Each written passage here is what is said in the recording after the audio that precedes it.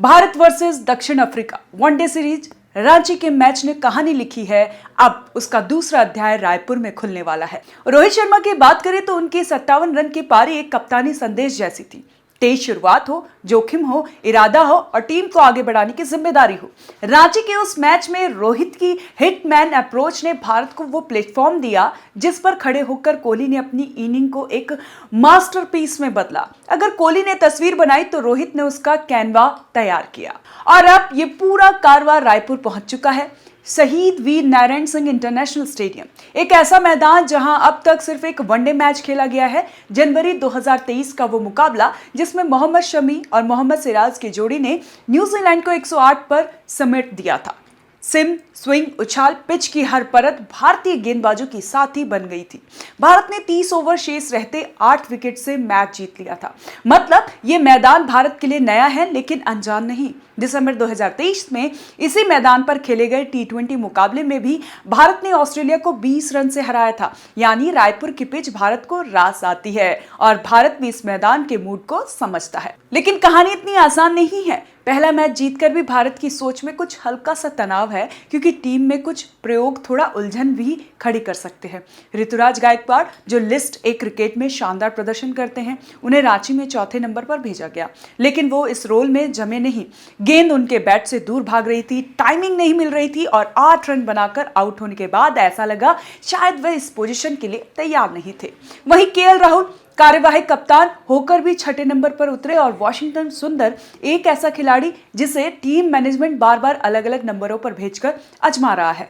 Kolkata test में तीसरे number पर भेजा गया, फिर पहले वनडे में 5वें नंबर पर, लेकिन ये भी बड़ी पारी नहीं खेल पाए। गेंदबाजी में उनसे 3 ओवर करवाए गए जिसमें उन्होंने 18 रन दिए। भारत की जीत शानदार थी, लेकिन ये छोटे छोटे सवाल टीम मैनेजमेंट की टेबल पर जरूर पड़े होंगे। दूसरी तरफ गेंदबाजी में कुलदीप यादव का प्रदर्शन 2 रंगों वाला था। 4 विकेट लेकिन 68 रन खर्च कर दिए। महंगे जरूर साबित हुए, लेकिन हर वह गेंद जिसमें जाल था, जिसमें छल था, जिसमें टर्न था। दक्षिण अफ्रीका को रोकने की भारत की उम्मीद भी उसी से जुड़ी हुई थी। कुलदीप की फिरकी ने इतने अहम मौके पर विकेट लिया कि दक्षिण अफ्रीका की वापसी की हर कोशिश आधे रास्ते में ही दम तोड़ती चली गई। लेकिन इस पूरी कहानी का असली केंद्र सिर्फ एक, रोहित और कोहली। भारतीय क्रिकेट के 2 ऐसे स्तंभ जो जब लय में हो तो पूरा मुकाबला उनके इर्द गिर्द घूमने लगता है।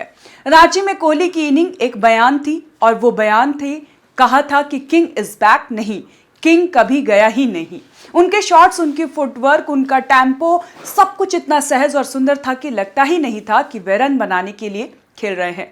लगता था कि वे क्रिकेट की एक कविता लिख रहे हैं। उनका 52वां शतक किसी उपलब्धि से ज्यादा एक याद दिलाने जैसा था कि बड़े मंच पर कठिन हालात में दबाव के बीच कोहली जैसा कोई नहीं।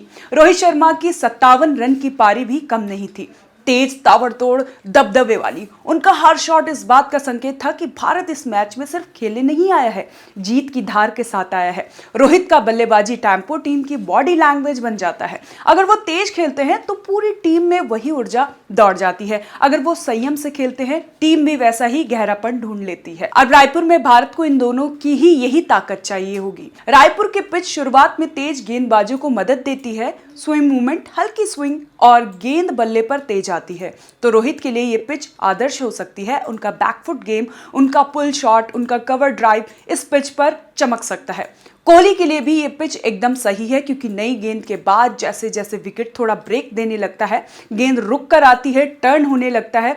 कोहली का बॉटम हैंड और उनका रोटेशन गेम विपक्ष को जकड़ लेता है। दक्षिण अफ्रीका चाहे तो जितना प्लान बना ले, कोहली की सटीकता और रोहित की आक्रामकता अगर एक ही मैच में चल गई तो नतीजा लगभग तय होता है। रायपुर में भारत की प्लेइंग 11 में बदलाव की संभावना कम दिखती है। टीम उसी कॉम्बिनेशन के साथ उतरना चाहेगी जिसने पहला मैच जीता था, लेकिन इस बार भारत चाहेगा कि बल्लेबाजी क्रम ज्यादा स्थिर दिखे। ऋतुराज को भरोसा मिलेगा, राहुल अपनी जगह फिर से मजबूत करेंगे और सुंदर से भी बेहतर योगदान की उम्मीद की जाएगी।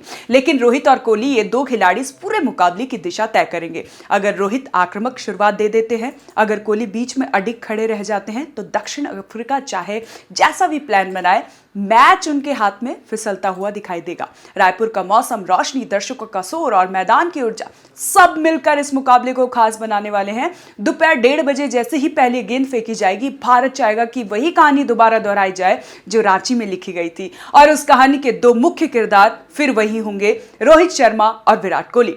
कुलदीप की फिरकी चलेगी या नहीं, शम्मी सिराज वही पुराना लय लाएंगे या नहीं, सुंदर या राहुल योगदान करेंगे या नहीं, ये सब बातें महत्वपूर्ण जरूर है, लेकिन भारत की जीत की नींव रोहित और कोहली ही रखेंगे। अगर ये दोनों चल पड़े तो भारत का रायपुर किला मजबूत हो जाएगा, और शायद इस मैच के बाद हम फिर से कहेंगे सीरीज सिर्फ जीती नहीं, कोहली और रोहित ने अपने अंदाज भी छीन ली है।